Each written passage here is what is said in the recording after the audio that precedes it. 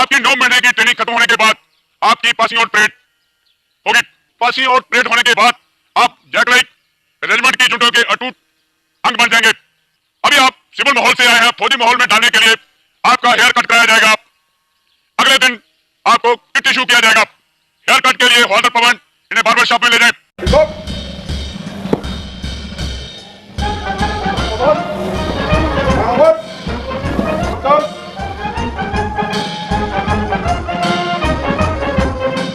Recruits को पता था कि अब उनकी जिंदगी में कई तब्दीलियां आने वाली हैं। उसकी शुरुआत हो चुकी थी। फौजी तरीके में बाल कटवाना पहला कदम था।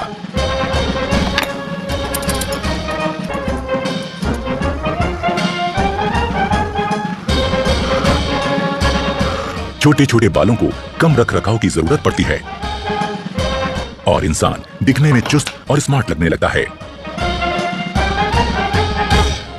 पहला कदम तय करने के बाद इनका अगला पड़ाव है बटालियन स्टोर। यहां रिक्रूट्स को अलग अलग किस्म की फौजी वर्दियां बांटी जाती हैं। वही फौजी वर्दियां जिनको अब तक ये हसरत भरी निगाहों से देखते थे, पर आज उन्हें पहनने का मौका और हक इनको मिला है। अपने अफसरों से वर्दियां हासिल करना इनकी जिंदगी का पहला तमगा है जो इन्हें मिलता है। Khaki shirt, khaki trouser, combat jacket, combat trouser, full sleeves woollen vest, half sleeves cotton vest, woollen underpant, cap FS, beret coloured, DMS boot, brown canvas shoes, universal kit bag, woollen socks, khaki hand towel, durries, blanket, mosquito net, enamelled aluminium mug, waist belt, warm angola shirt, warm trousers, combat coat, water bottle, tents MK3। अपनी जिंदगी का सबसे कीमती पहनावा हासिल करने के बाद यह जानना जरूरी हो जाता है कि किस पहनावे को कब पहना जाए और किस तरह से पहना जाए। सभी ने रिक्रूट ध्यान दें, जो आपको बटालियन स्टोर से ड्रेस इश्यू हुआ है उसको आप किस प्रकार से तैयार करके पहनना है, उस्ताद आपको उसका नमूना देंगे। खाकी वर्दी किस समय पहनी जाए? ड्रिल के समय, पढ़ाई लिखाई की क्लासेस के समय, हथियार की ट्रेनिंग के समय, फायरिंग के समय या अन्य फौजी ट्रेनिंग के समय। कॉम्बैट ड्रेस, कैंप ट्रेनिंग के दौरान। मुफ्ती ड्रेस, बड़ा खाना के वक्त, MMG ब्लॉक में जाने के लिए, बाजार जाने के लिए, किसी जश्न के मौके पर। पीटी ड्रेस, पीटी और खेलों के दौरान। सोने के वक्त पहनी जाने वाली वर्दी। सबसे पहले आपको किस प्रकार से तैयार करना है, उस्ताद आपको उसका नमूना देगा। आप अच्छी तरह उसे देखें और समझें। उस्ताद आसिफ हुसैन। वर्दी को पहनने का सलीका आना निहायत जरूरी है। पहली नजर में किसी फौजी को किसी आम आदमी से जो चीज अलग करती है वो है पहनावे का सलीका। ये रिक्रूट्स को समझना बहुत जरूरी है। इसकी शुरुआत हुई सजीली और रोबेली टोपी से, यानी बैरेट से। सबसे पहले बैरेट के अंदर रुई वाले हिस्से को बाहर निकालें और बैरेट के ऊपरी भाग को पानी में भिगो दें। भिगोने के बाद इसे निचोड़ें और झाड़कर उसका पानी निकाल दें।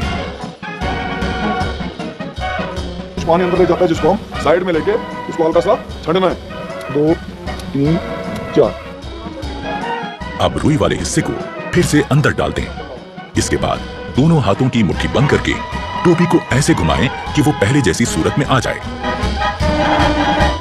अब बारी है इसको सिर पर बैठाने की, पर उससे पहले ध्यान रहे कि बैच के अंदर की तरफ की इस लिट को बाईं आंख की सीध में रखते हुए पहनना है।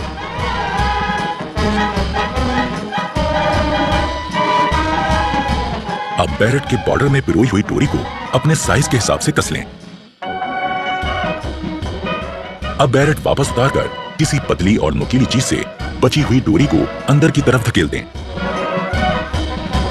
अब बैरेट को फिर से सिर पर लगाएं। अब बारी है इसको अपने सिर पर सेट करने की। टोपी को पहनने के बाद अभी यहाँ पर आपकी टोपी सेट नहीं है। अभी किस प्रकार उसको सेट करना है आपने दोनों हाथों से। अपना एक हाथ बॉर्डर पर इस तरह से टिकाएं और दूसरे हाथ से जोर से दबाते हुए दूसरी तरफ मोड़ें। अब बारी है बैच लगाने की। सबसे पहले 1.5 इंच की चौड़ाई वाली चिंदी को सही जगह पर रखकर निशान लगाना है। चिंदी को इस प्रकार से बैरेट पर खड़ा करें। अब चिंदी के बीच का हिस्सा आपकी आंख के सेंटर में होना चाहिए। यहाँ पर निशान लगाकर बैरेट को उतार लीजिए।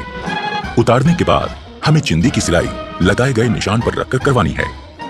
अब अपना रेजिमेंटल बैच चिंदी के ऊपर इस प्रकार रखें कि वो चिंदी के खड़े कोनों के बीचों बीच आ जाए। ये चिंदी का कॉर्नर और ये दो राइफल के बीच में जो क्रॉस बन रहा है इसका सेंटर और ऊपर वाला चिंदी का ऊपर वाला कॉर्नर, इन चारों को आपस में मिलाते हुए बैच को सेट करना है। अब बैच को नीचे की तरफ दबाएं ताकि चिंदी में 2 निशान हो जाएं। अब इन निशानों में किसी नोकीली चीज से सुराख करें। अब उन सुराखों में बैच को बिठा दें। अब इसे पलटकर अंदर की तरफ से ये पिन इस प्रकार से लगा दें। इससे बैच अच्छी तरह से फिक्स हो जाएगा और कभी गिरेगा नहीं। पिन लगाने के बाद ये लिड ऊपर रखकर इसकी सिलाई करते हैं। अब बैच का पिन सिर पर नहीं चुभेगा। अब हो गई बैरेट तैयार।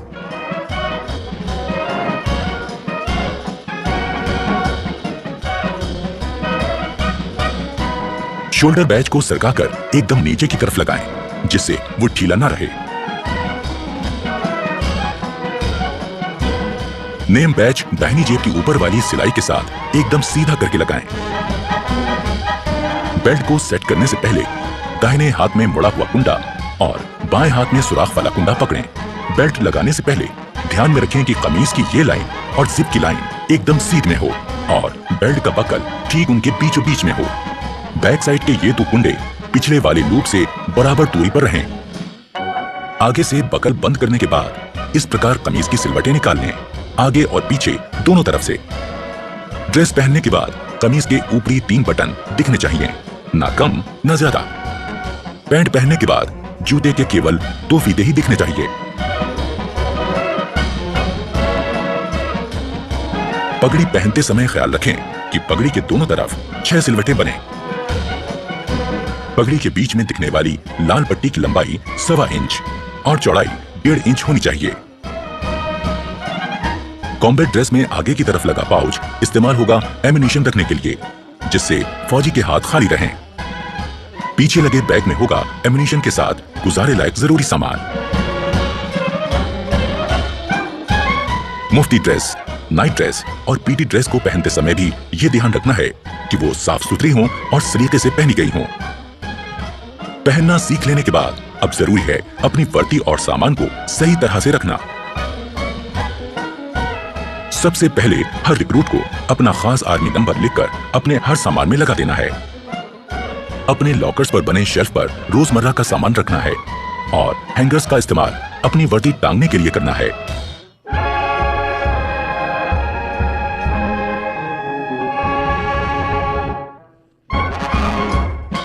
शाम होने के बाद नाइट ड्रेस पहनकर अपने कपड़े और जूते दुरुस्त करें और आने वाले कल की तैयारी करें।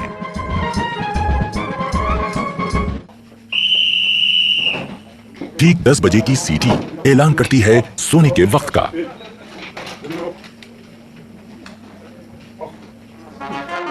अगले दिन की शुरुआत होगी सुबह 5:45 बजे के बिगुल से।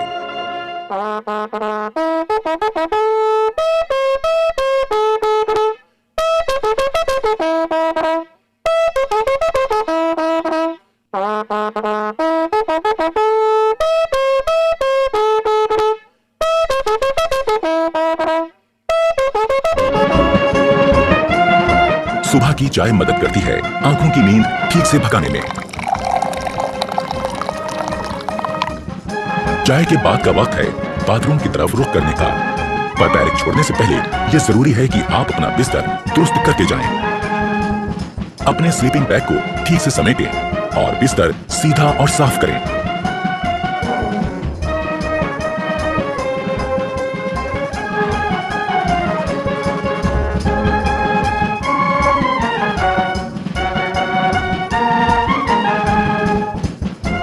अगर आप नहीं जानते कि ऐसा कैसे किया जाता है, तो इसमें अपने उस्ताद की मदद ले लें। वो आपको समझाएंगे कि सो के उठने के बाद आपको कैसे आपका बेड ठीक करना है। अगर सभी रिक्रूट्स इन बातों पर ध्यान देंगे तो उनका बैरक एकदम दुरुस्त और खूबसूरत दिखेगा।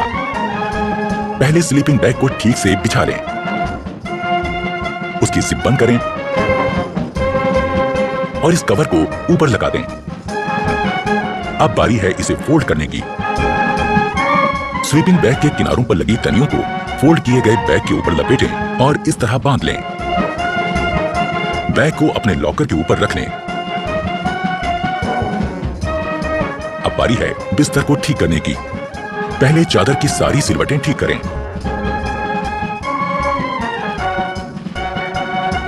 फिर कंबल और उसमें रखी जैकेट को ठीक करें। ख्याल रहे कि जैकेट और कंबल की सारी तह एक बराबर आए।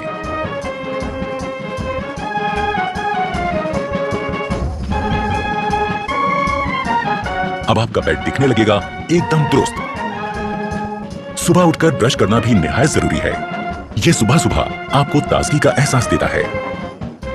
ब्रश के ऊपर टूथपेस्ट का मुंह रखें, उसे हल्के से दबाएं और टूथपेस्ट को ब्रश पर फैलाएं।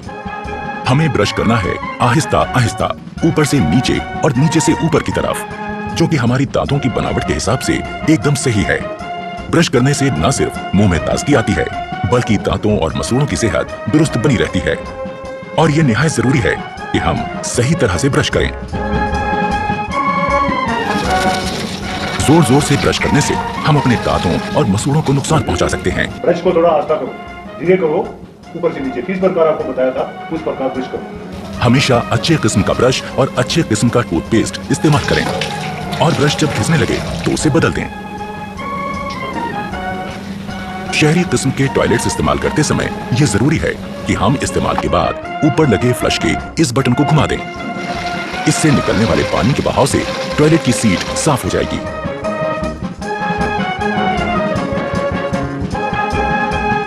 टॉयलेट इस्तेमाल करने के बाद हाथ धोना भी जरूरी है, पर सिर्फ पानी से हाथ धोना काफी नहीं है।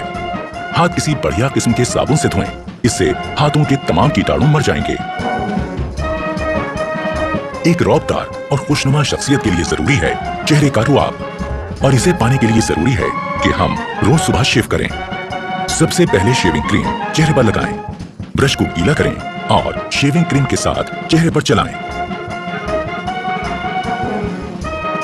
चेहरे पर शेविंग क्रीम अच्छी तरह से लग जाने के बाद ब्लेड लगाकर अपना रेजर तैयार करें।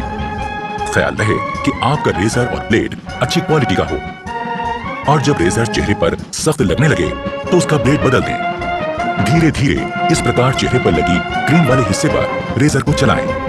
रेजर दाढ़ी के बड़े बाल काटता चला जाएगा। शेव हो जाने के बाद तौलिए से अपना मुंह साफ करें। इसके बाद आपको लगाना है आफ्टर शेव लोशन। यूं होगी दिन की शुरुआत एक तरोताजा चुस्त दुरुस्त रिक्रूट की।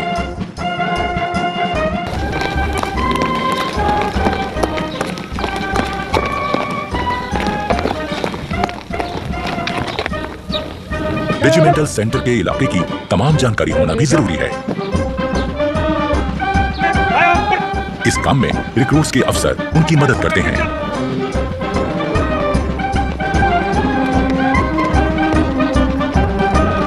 अपने रेजिमेंटल सेंटर को पहली बार घूमकर देखना एक रिक्रूट के लिए अपने आप में एक बहुत अहम और सुहाना सफर होता है।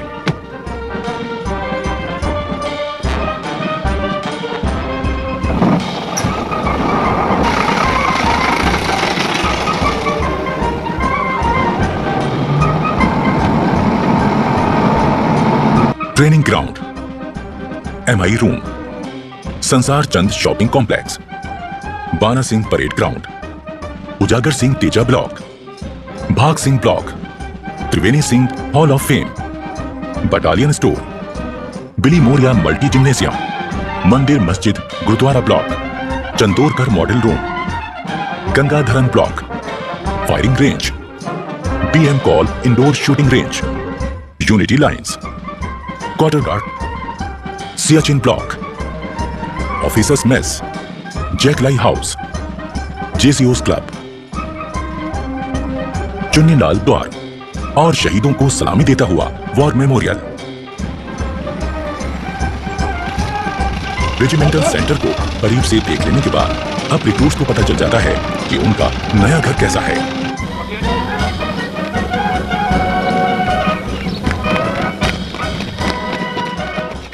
नए आए रिक्रूट्स के लिए यह भी जान लेना जरूरी है कि खान पान का सही तरीका क्या है?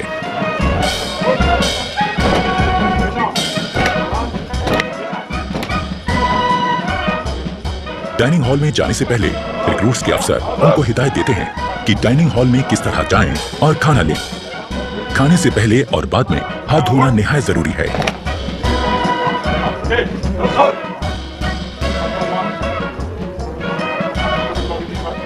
रिक्रूट्स को एक एक करके अंदर जाना है। अपने प्लेट, चम्मच और ग्लास लेकर एक लाइन में अपनी बारी का इंतजार करना है। रेजिमेंट में आने के पहले दिन से ही रिक्रूट्स की जिंदगी में बदलाव शुरू हो गया। आज वो अपने तमाम साथियों के साथ मिलकर एक जैसा खाना खाएंगे, एक बहुत बड़े परिवार की तरह।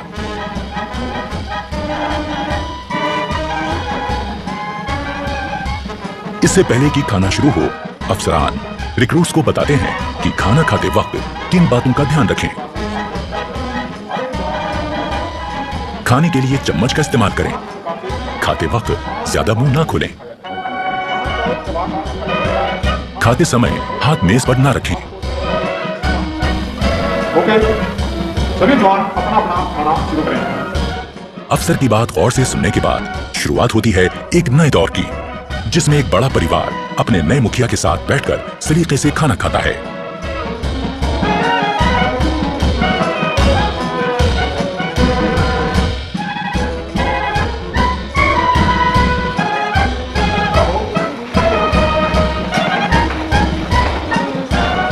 खाने के बाद सबको एक साथ उठकर बाहर जाकर अपने बर्तन धोकर रखने होते हैं।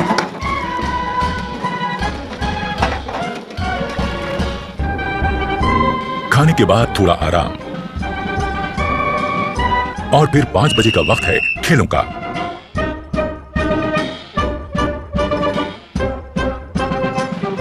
खेलों से शरीर तंदुरुस्त रहता है और चुस्ती फुर्ती कायम रहती है।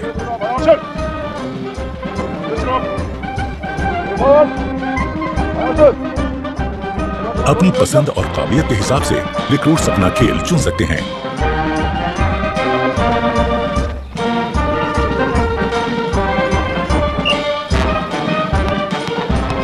यहाँ फुटबॉल, बास्केटबॉल, वॉलीबॉल, कुश्ती और कई तरह के खेलों की सुविधा है।